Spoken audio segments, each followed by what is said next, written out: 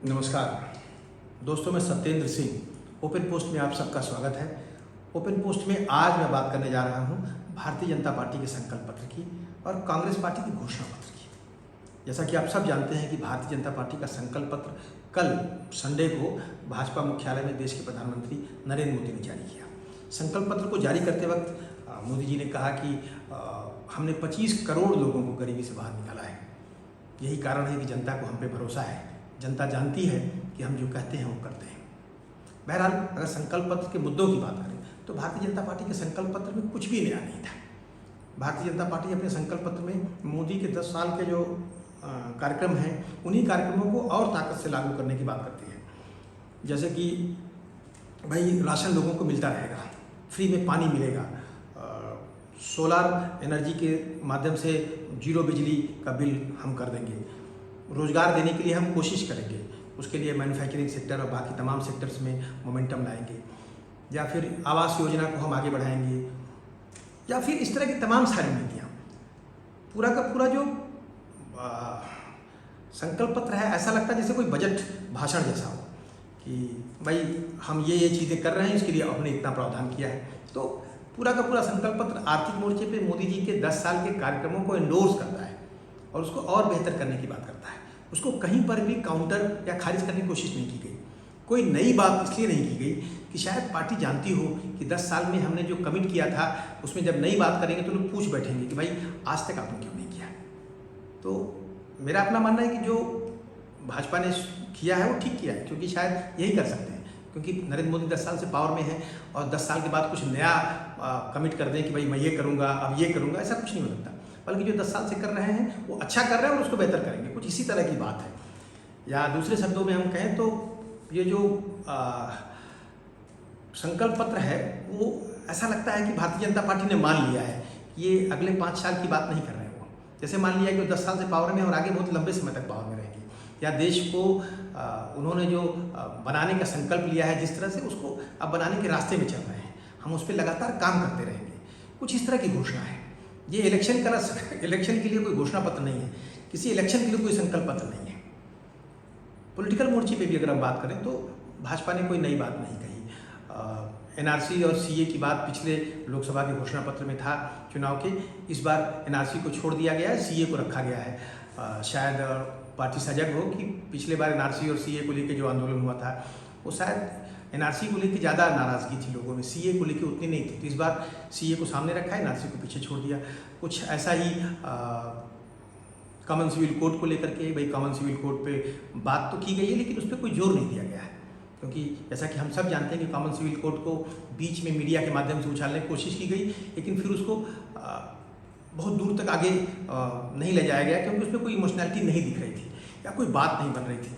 उल्टे उसके चलते कुछ समाज का तबका नाराज़ भी हो रहा था, तो उसकी बात की गई। वो शायद भविष्य का एजेंडा है जिस पे पार्टी काम करेगी। अभी सिर्फ उसको एजेंडा के रूप में सामने रखा गया, उस पर फोर्स नहीं किया गया। ऐसे ही तमाम सारी बातें हैं जिनको पार्टी ने, महिला आरक्षण की भी बात ऐसे ही की है, क्योंकि उन्होंने महिला आरक्षण बिल लाया है तो उसको लागू करेंगे, उसके लिए पार्टी काम करेगी। कुछ इसी तरह की बातें पॉलिटिकल स्तर पे। तो न तो आर्थिक मोर्चे पे भाजपा ने कुछ नया कमिट किया है, न तो पॉलिटिकल मोर्चे पे संकल्प पत्र को जारी करते वक्त कमोबेश यही फीलिंग थी कि भाई हमने 10 साल में बढ़िया किया है, आगे बढ़िया करेंगे और हम पे भरोसा रखिए। और शायद भाजपा को मालूम है कि जनता का हम पे भरोसा है, हमें सिर्फ उन्हें इस बात का विश्वास दिलाना है कि हम अपने काम को और बेहतर करेंगे। तो ये था उनका संकल्प पत्र, भाई चुनावी घोषणा पत्र जिसे वो संकल्प पत्र कहते हैं। इसे मोदी की गारंटी नाम दिया है भाजपा ने, क्योंकि भाजपा का हर फैसला, जो जितनी नीतियाँ हैं मोदी की गारंटी हैं, जिसको पिछले कई सालों से बोल रहे हो। तो कोई नई बात, नया नारा कुछ भी नहीं है इस संकल्प पत्र में। अब इस संकल्प पत्र के सामने जरा कांग्रेस के घोषणा पत्र को रखते हैं। तो कांग्रेस का घोषणा पत्र शायद कुछ बेहतर है। कांग्रेस ने जो है राहुल गांधी की न्याय यात्रा के जो 5 स्तंभों की ज़मीन पे 25 गारंटीज़ की बात की। देश में गरीबी रेखा के नीचे रहने वाले लोगों के परिवारों को हर साल 1 लाख रुपए देने की बात कर दी। युवाओं के रोजगार के लिए उन्होंने प्रावधान की बात किया। कॉम्पिटिटिव एग्ज़ाम्स में जो बच्चे बैठते हैं उनके लिए भाई कि उनको एग्ज़ाम्स में फ़ीस नहीं देनी पड़ेगी फॉर्म भरने के लिए, या फिर जो देश में 30 लाख नौकरियां खाली हैं सेंट्रल गवर्नमेंट की, उनको भरा जाएगा। यहाँ तक कि नौकरियों में रिजर्वेशन को, आरक्षण को लेकर के भी कांग्रेस पार्टी ने कहा कि जो 50 10% का कैप है जो सुप्रीम कोर्ट ने लगा रखा है, उसको लेकर के हम संविधान में संशोधन करेंगे और इसको आगे बढ़ाएंगे। और साथ में ओबीसी या अति पिछड़ों की जनगणना की बात कांग्रेस पार्टी ने एक बार फिर पूरी ताकत से उठाई है। तो पॉलिटिकली भी कांग्रेस पार्टी ने कई नई बातें करी हैं, क्योंकि पिछले कई महीनों से राहुल गांधी महिला आरक्षण बिल जब सदन में पास हुआ तब से ही वो ओबीसी की जनगणना या जाति जनगणना की बात कर रहे हैं, उसको इन्होंने इस बार पूरी ताकत से उठाई है। और आर्थिक मोर्चे पर भी कुछ ऐसा कमिट किया है कि हम देंगे, लोगों को हम सीधे देंगे। नरेंद्र मोदी के घोषणा पत्र में जो वो दे रहे हैं उसको और बेहतर करेंगे। जिस तरह की बात है राहुल गांधी की घोषणा पत्र में है कि हम इसको ऐसे देके इसको देश को बेहतर कर देंगे। जैसे कि राहुल गांधी खुद अपनी स्पीच में आजकल मैं देखता हूँ कि बोलते रहते हैं कि भाई अगर हम पावर में आए तो देश के हर गरीब परिवार के जो महिला है, मुखिया है, उसके अकाउंट में 8,500 रुपया हर महीने खटाखट आने लगेगा और इस तरह से हम एक दिन में गरीबी दूर कर देंगे। तो हो सकता है ये बड़ी बात है, ये खूबसूरत बात है, हम इससे सहमत नहीं हो सकते। जैसे मेरा अपना मानना है कि कांग्रेस पार्टी के घोषणा पत्र के पीछे भी कोई मजबूत वैचारिकी नहीं है। बहुत सारे सवालों को उन्होंने ऐसे उठाया जिस पर बहस होगी, जो विवाद के विषय हैं, लेकिन बहस तो होनी चाहिए थी, बहस हुई नहीं, क्योंकि मीडिया ने कांग्रेस के घोषणा पत्र को उठाया ही नहीं, उसकी कभी चर्चा नहीं हुई। अगर कांग्रेस के घोषणा पत्र की चर्चा हुई होती तो रिजर्वेशन की बात होती, 50% के कैप की बात हुई होती, या फिर दूसरी बातें हुई कि पार्टी इस तरह की जो प्रॉमिसेस कर रही है उसको फुलफिल कैसे करेगी। क्योंकि मीडिया को लगा कि इसकी चर्चा करेंगे तो शायद कांग्रेस पार्टी का घोषणा पत्र लोगों तक पहुंच जाए, तो उसकी चर्चा नहीं हुई, वो घोषणा पत्र आया और उसे दबा रहा। अब कांग्रेस पार्टी की दिक्कत यह है कि भाई वो घोषणा पत्र लोगों तक पहुंचे कैसे।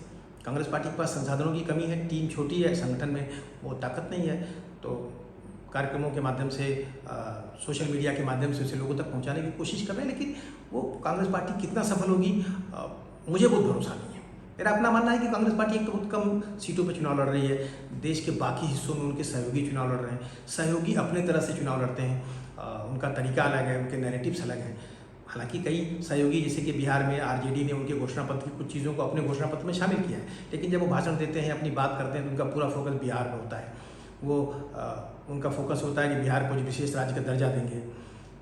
तो ऐसा लगता है कि तमाम सारी छोटी पार्टियां अपने राजनीतिक भविष्य को लेकर चिंतित हैं और देश को लेकर के जो नीतिगत मोदी जी के सामने मॉडल पेश करने की जिम्मेदारी वो कांग्रेस के हवाले कर दी गई है। तो कांग्रेस की दिक्कत है कि उनके सहयोगी उनकी बात को बहुत दूर तक नहीं ले जा पा रहे हैं और वो अभी अपनी बात को बहुत दूर तक नहीं ले जा पा रहे हैं। साथ में दिक्कत है कि कांग्रेस पार्टी भी अपने घोषणा पत्र में कोई मजबूत कोहेरेंट नैरेटिव नहीं कर पाई है, कोई नारा नहीं बना पाई है। कांग्रेस पार्टी अब तक कोई ऐसी बात नहीं कर पाई जिससे उद्वेलन हो। यह चिंता का विषय है और मेरा अपना मानना है कि यही कारण है कि एक तरफ भारतीय जनता पार्टी जो चाहती भी है कि चुनाव ठंडे ठंडे हो, तो उसका अपना संकल्प पत्र उनके मिजाज के हिसाब से है। कांग्रेस पार्टी कुछ नया करना चाहती थी, वो कर नहीं पा रही है। तो यही कारण है कि शायद चुनाव अब तक जो भारत में है वो बहुत ठंडा जा रहा है। मेरा अपना मानना है कि लगभग 30-35 सालों से जब से मैं राजनीति को थोड़ा बहुत समझता हूँ या खुद भी चुनाव में शिरकत कर रहा हूँ, मैंने आज तक इतना ठंडा कोई चुनाव नहीं देखा। चुनाव का ठंडा होना किसी मायने में बहुत खराब बात है, क्योंकि लोकतंत्र में चुनाव का बड़ा मतलब है। चुनाव लोकतंत्र के पर्व होते हैं। लोकतंत्र में जनता चुनाव से सीखती है, उनके विचारों में उद्वेलन होता है, लोग नए विचारों को अडॉप्ट करते हैं, विचार जीतते हैं, विचार हारते हैं। हमने ऐसा मान लिया कि पूरा का पूरा चुनाव जो है सिर्फ सरकारों को बनने बिगड़ने के लिए होता है। एक सरकार या तो पावर में रहेगी या तो नहीं रहेगी। सच तो है कि लोकतंत्र में चुनाव समाज को चलाते हैं, इसमें समाज में गतिशीलता आती है। अगर किसी समाज में किसी चुनाव में मोमेंटम नहीं है तो समाज को वह चुनाव मूवमेंट नहीं देगा, उस समाज को गति नहीं देगा। भाजपा चाहती है कि उसके अपने विचार जैसे इंटैक्ट हैं वहीं पे रहें, तो उसको तो गति देने की कोई ज़रूरत नहीं। लेकिन अपोजिशन में भाजपा के सामने कोई मजबूत नारा नहीं कर पाया है, कोई नई बात नहीं कह पा रहा है। और चुनाव सच पूछिए तो अब तक सिर्फ इसी बात पे लड़ा जा रहा है कि मोदी जी पावर में रहेंगे या नहीं रहेंगे। भाजपा चाहती है कि चुनाव इसी पे लड़ा भी जाए, उनके लिए ये फायदे का सौदा है, क्योंकि चुनाव मोदी को केंद्र में रख के होगा कि भाई भाजपा का नारा वही है कि मोदी जी तीसरी बार या मोदी जी 400 बार। लेकिन एक बात होता है कि भारतीय जनता पार्टी को भी ये बात समझना चाहिए कि अगर पार्टी कोई उत्साहित बात नहीं करेगी तो नरेंद्र मोदी पार्टी को विस्तारित नहीं कर पाएंगे। ये 400, 370 की बातें बेमतलब हो जाएंगी। भाजपा के सामने अब सारी चुनौती ये है कि भाजपा अपने 2019 की जो ज़मीन है उसको बचाती कैसे है। क्योंकि एक बात तो तय है कि हो सकता है कि आपको लगता हो कि ज़मीन पे आपकी बड़ी पकड़ हो, आपके खिलाफ कोई इनकम्बेंसी न हो, लेकिन समाज में महंगाई, बेरोजगारी, भ्रष्टाचार को लेकर के कहीं न कहीं गहरा अवसाद है। जब समाज अवसाद में होता है तो उसकी प्रतिक्रियाएं समझ में नहीं आती हैं। जो डाटा शायद भाजपा के पास जा रहा होगा कि भाजपा अच्छा कर रही है या जीत जाएगी। 27% लोग बोल रहे हैं कि बेरोजगारी मुद्दा है, 23% लोग बोल रहे हैं CSDS के सर्वे में कि महंगाई मुद्दा है, 8% लोग बोल रहे हैं भ्रष्टाचार मुद्दा है। फिर बाद में बोल देते हैं कि भाई मोदी जी चुनाव जीत जाएंगे। या फिर जो बार बार कांग्रेस या दूसरी पार्टी को लोग समर्थन करते हैं उसके पक्ष में बोलते हैं, फिर लास्ट में बोल देंगे कि लेकिन चुनाव मोदी जी जीत जाएंगे। तो ये जो समाज में जो पैटर्न है बिहेवियरल, ये बेसिकली अवसाद का पैटर्न है। समाज में गहरे अवसाद है, समाज निराश है, समाज को कुछ अच्छा नहीं दिख रहा है। तो इस मामले में यह चुनाव जो है बहुत उत्साहित नहीं कर रहा है। यह इस चुनाव की सबसे बड़ी खामी है। मेरा मानना है कि इस चुनाव में मोमेंटम होना चाहिए। न तो मोमेंटम बीजेपी भर रही है क्योंकि वो पावर में है, तो वो चाहती है चुनाव, जैसे महाराष्ट्र में एक वो मुंबई में जुमला है कि भाई सुमड़ी में हम पार हो जाए। तो बीजेपी सुमड़ी में पार होना चाहती है और अपोजिशन मोमेंटम नहीं बना रही है, कोई नई बात नहीं कर रही है, उनके पास कोई कोहेरेंस नहीं है। और यही कारण है कि अगर आप ठीक से देखिए, जो 2 राउंड का चुनाव लगभग होने जा रहा है, पहले राउंड की वोटिंग की तैयारी है, ऐसा लग रहा है कि पूरा चुनाव जो है किसी सिर्फ सोशल इंजीनियरिंग के भरोसे लड़ा जाएगा, सामाजिक गठबंधनों के भरोसे लड़ा जाएगा। उत्तर भारत में अगर आप नज़र डालेंगे तो आपको लगेगा ये जाति वो जाति कैसे इनको वोट करेगी, ये जाति वो जाति अपोजिशन को वोट करेगी, इनके बीच में नया कॉम्बिनेशन बनेगा। हम फिर वही पुराने जुमलों में, फिर उन्हीं शब्दावलियों से बात कर रहे हैं जो भाजपा के लोग कल तक 2014 के चुनाव के बाद बोलते थे मोदी जी ने सब कुछ तोड़ दिया, समाज में सब कुछ, जातियाँ सब टूट गया। वहाँ भी वही चर्चा है कि भाई ये समाज मेरे साथ है, वो समाज मेरे साथ है।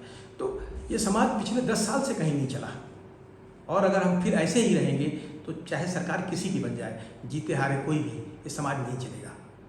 तो मेरा अपना मानना है कि इन घोषणा पत्रों का बड़ा मायने था, इस पर चर्चा होनी चाहिए थी, इनमें कुछ नई बात होनी चाहिए थी, नए नारे होने चाहिए थे जो मिस कर रहे हैं। हालांकि अभी तक सिर्फ 2 राउंड का 2 चरण के चुनाव नज़दीक में है, अभी करीब 5 चरण का चुनाव बाकी है, अभी लंबा समय है। हो सकता है कि अपोजिशन कोई नारा दे, हो सकता है मोदी जी कोई नई बात करें, तो शायद मोमेंटम आए, लेकिन अब तक जो है वो भाई ठंडा है, मोमेंटम नहीं है। तो इंतज़ार करते हैं, और तब तक के लिए नमस्कार, और अगले किसी और विषय पर बात।